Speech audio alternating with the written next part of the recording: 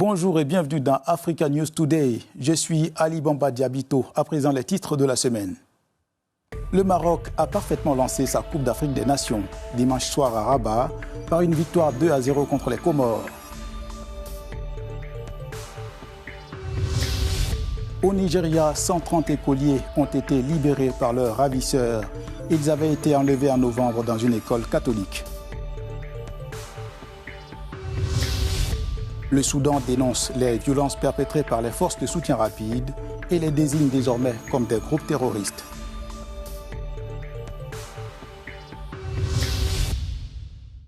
La 35e édition de la Coupe d'Afrique des Nations s'est ouverte sous de bons auspices pour le Maroc. Le pays hôte s'est offert une belle victoire d'entrée face à la modeste équipe des Comores. C'était à la suite d'une cérémonie d'ouverture haute en couleurs dimanche soir à Rabat. Après une cérémonie d'ouverture grandiose, le Maroc fait son entrée dans la compétition avec une victoire convaincante face aux Comores, 2-0.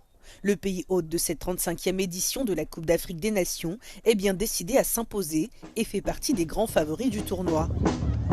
Le Marocain, c'est un passionné de football, c'est un pays de football, donc voilà. Et ça fait plaisir, moi c'est ma première fois dans ce stade, c'était magnifique, on a vibré. Malgré la pluie, on était chaud. Si le résultat est au rendez-vous, la prestation, elle, ne fait pas l'unanimité.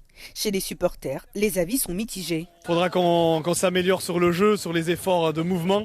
Il manquait trop de solutions aux porteurs du ballon. Mais sinon, on a eu la victoire. Mais après, par contre, sur des équipes un peu plus difficiles, par exemple comme le Nigeria ou le Sénégal, ça va être compliqué si on joue comme ça. La fête africaine ne fait donc que commencer. Avec cette victoire, les Lions de l'Atlas ont parfaitement lancé leur CAN. Mais en tant que grands favoris, les Marocains avancent avec une énorme pression, celle de décrocher un titre attendu depuis 1976. Hajar Toufik pour Africa News, Rabat.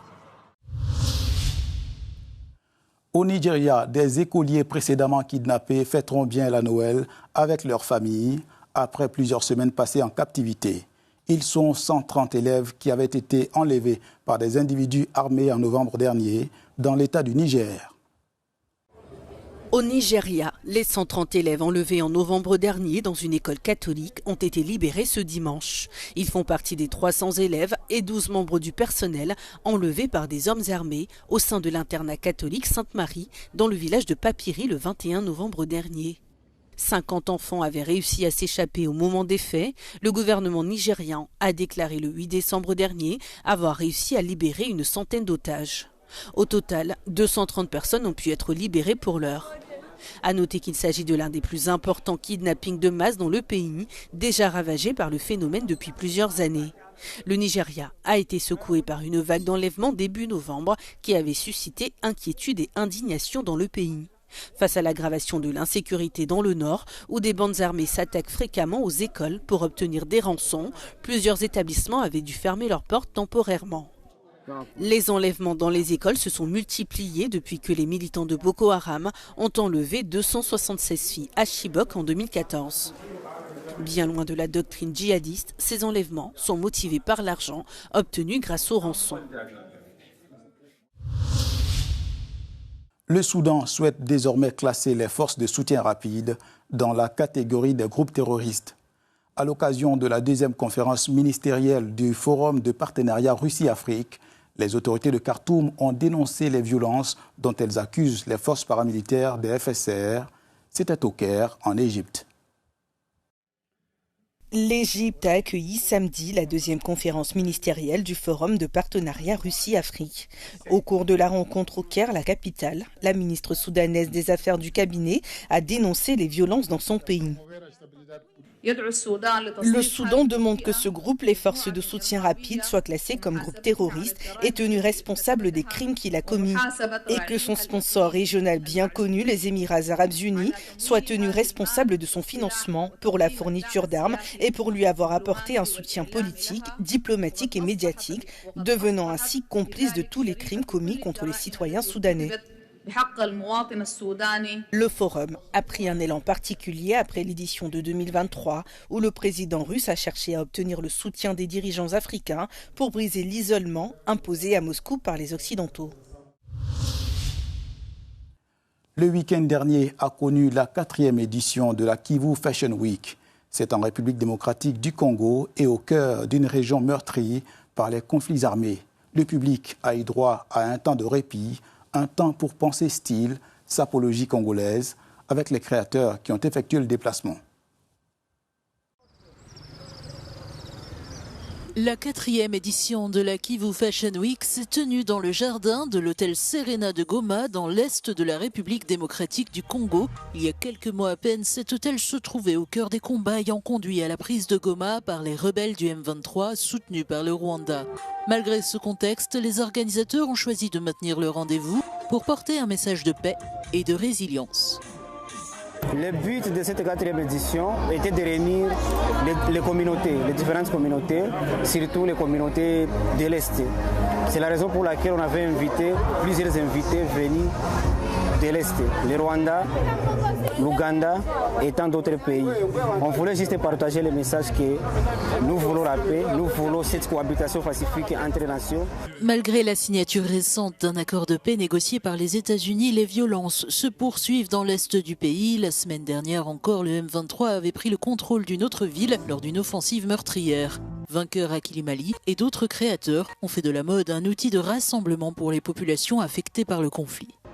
Donc c'est dans l'esprit là de réunification de tous ces peuples ici qui ont été longtemps meurtris par la guerre, mais on a voulu les réunir dans la résilience, dans l'espoir et dans la solidarité. La chanteuse congolaise Deti Darba, elle-même originaire de Goma, était présente au défilé. Selon elle, cet événement est important car il montre que la vie culturelle continue malgré le conflit. Et je pense que c'est un autre moyen de dénoncer et de montrer ce qui se passe chez nous.